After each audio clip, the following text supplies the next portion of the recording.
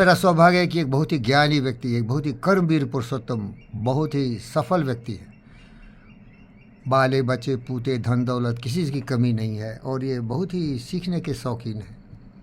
तो हम और सर दोनों मिलकर सत्यनारायण बाबू सीखा 131 उपनिषदा का, कथ उपनिषदा वो उसका है सर, ऋग्वेद का है। 191 है वो संगच्छतु। तो हाँ, तो 131 उसका जो एक श्लोका है, हम और सती बाबू सीखे, उसमें लिखा है उत्तिष्ठत जागृत प्राप्यो वरनिबोधत, मीन्स उठो जागो और ज्ञान की तलाश में महागुरुओं के चरण में जाके समर्पित हो जाओ और उनसे ज्ञान सीख लो।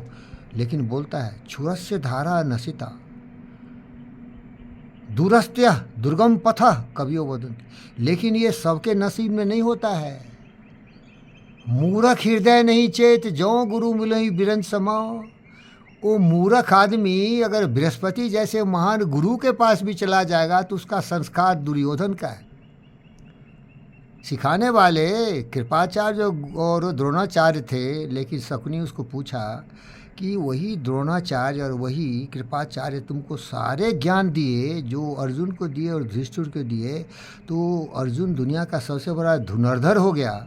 लेकिन जब परीक्षा में तुमको ले गया द्रोणाचार्य तो बोला चिड़िया रखा था उसकी आंख में मारना, पूछा क्या देख रहे हो, तो बोला ब्रह्मांड दिख रहा है, पूरा विशाल ब्रह्मांड।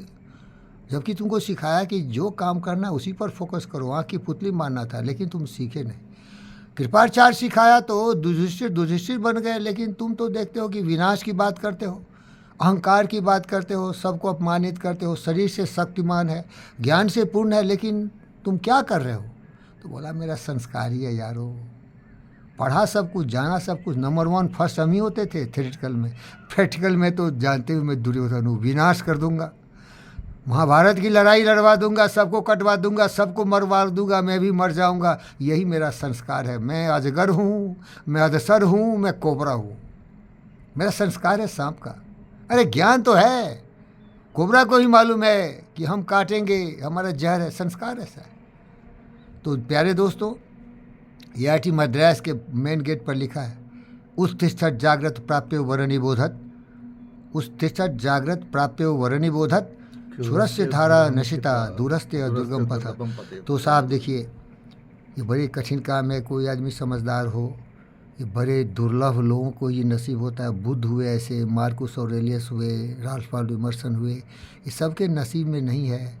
ज्ञान कहीं नहीं है। सकल पदार्थ यही जग माही, कर्महीन नर पावत नाही।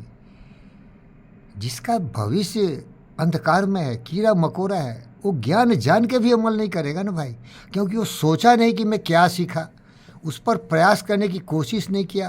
क्योंकि आप सती बाबू जानते हो, काम क्रोध तथा लोभ हृदय तिष्ठन्ति तस्करा, ज्ञान रत्न फार तस्मात् जागृत जागृता।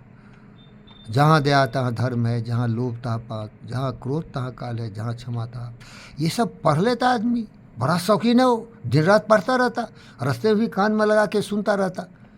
करने के समय तो साहब वो वही है जो वो है।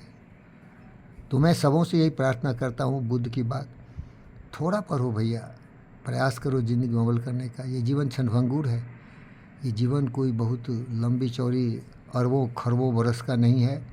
और नरक की ज़िंदगी जी रहे हो, स्वार्थी हो, लोभी हो, लालची हो, कामी हो, क्रोधी हो, अहंकारी हो, दुष्ट हो, सबों को अपमान करते हो। अरे दूसरों का अपमान तो छोड़ो, जहाँ जाते हो गुरुओं का भी अपमान करते हो। तुम्हें पता ही नहीं है कि क्या ज़िंदगी है।